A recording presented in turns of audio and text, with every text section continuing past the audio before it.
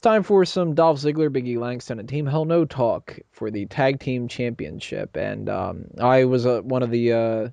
Was I the only one, or was I one of the only like two or three or whatever that thought that the tag team titles were going to switch place? I forget.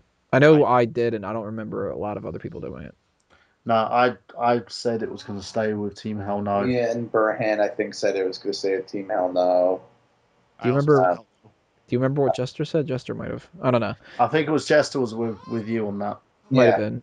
Obviously, I was wrong, and I'm very glad that I was wrong because I You should be ashamed of yourself. Well, I didn't want to see them win, so I was in a weird position for this because I was rooting for Team Hell No, but I was cheering for Ziggler. So it was like, going along with the crowd, with everybody cheering for Ziggler because Ziggler was obviously over. And I don't know, from where I was watching, from the portion of the crowd I was watching, Bryan was pretty fucking over with the crowd too. It was very much Daniel Bryan and Dolph Ziggler were the over people, and Biggie Langston and Kane were just kind of there. There was not a real good response for Biggie Langston from what I was hearing around me. Did you have the same kind of a thing? Did it come off that way on TV? TV, but I don't know what that came off as. But for me, when Biggie Langston came out, the first thing that people said around me, somebody was like, "Is that the fucking Lion King on him?" I liked his singlet. I thought his singlet was pretty cool. Yeah, I thought it was neat too. His tights are annoying. It looks like it goes up his butt crack. I don't know. When he was in the ring, it just seemed like the crowd cared about the person that he was up against, whether it be Kane or Bryan. So, like, when he was in the ring, they cared about Team Hell No winning that much more, but then they were kind of split more so when Ziggler was in the ring. So it seemed like he was just the person who was kind of there more so than Kane. But what do you expect? It was the guys like, and we talked about it on the predictions. Everybody can hear our opinions on him. But, I mean, it was the guy's first match, and we said he's just kind of been there the whole time, being Ziggler's enforcer anyway. Yeah, I mean, it's only been on TV, what, 2 months? No, so he's been on TV like since like this year. End of December or something like that. Okay. Sometime in December, because I remember it was a little bit before or a little bit after maybe of the Best and Worst awards. And I was thinking to myself, well, he's technically in December, but I have to put him on for Best Rookie, or not necessarily Best, but as a potential candidate for Best Rookie or Worst for next year. He might have even debuted on the Slammies. I'm not entirely sure about that, though. Unless the Slammies were before TLC. The Slammies were after TLC, I think. Okay. I think he debuted on that show, but don't quote me to that. But yeah, it was the guy's his first actual match in in-ring competition. Yeah. So you can expect like the crowd's done and not going to give two shits about, the big enforcer dude who hasn't done anything. Basically. Right. And to me, he looks kind of awkward, and that doesn't help at all. But as far as imagine I was a little disappointed though, because I expected this to be longer than like 3.5 minutes, or however long it got. The match only felt like it was about 3 minutes.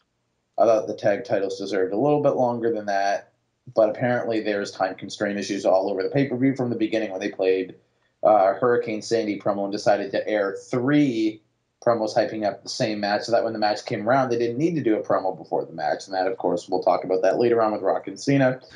But I thought the tag titles at least deserved like 6 or 7. Why they only got 3 to 4, I felt it was unfair to the people involved in the tag title picture. What was the team you were saying, Brandon? Could you imagine a tag team of Mark Henry and Big E Langston? I can imagine it. That would be like a fairly dominant tag team if they booked that properly. I thought for a while that they were going to do it with Ezekiel Jackson. Exactly. Oh, God, no. That would have been... What are you guys talking Burhan, you don't like that too much? No. Imagine Mark Henry and Biggie Langston's tights. I want to see this now. I kind of do want to see this. Somebody's going to get their ass kicked because of what they look like. So just to give my story about this. This is the one match on WrestleMania that I unfortunately missed live. It was about this time when nightfall started to set in, and I realized that it was getting a little bit colder than I thought it was. And all I had on was my flimsy Ninja Turtles track jacket, which I got tons and tons of compliments for, because I was like the only person cool enough to wear a Ninja Turtles piece of clothing at a wrestling event. It was a very good piece of Ninja Turtles merchandise you had on. I've seen it in the interviews video that was posted on Smark. I get compliments from everywhere, Yes. on a podcast. Thank you. Anyway, I went to look for a WrestleMania hoodie or something to find. I headed up to the third floor, which was a little bit easier to navigate than the second floor at MetLife Stadium. If you've been there, you'd understand why. I'm walking around, looking at all the merch stands they have, seeing what they have. None of them had hoodies, which was a big, big mistake. Either that or they sold out of them very, very early. But I couldn't find a hoodie to save my life.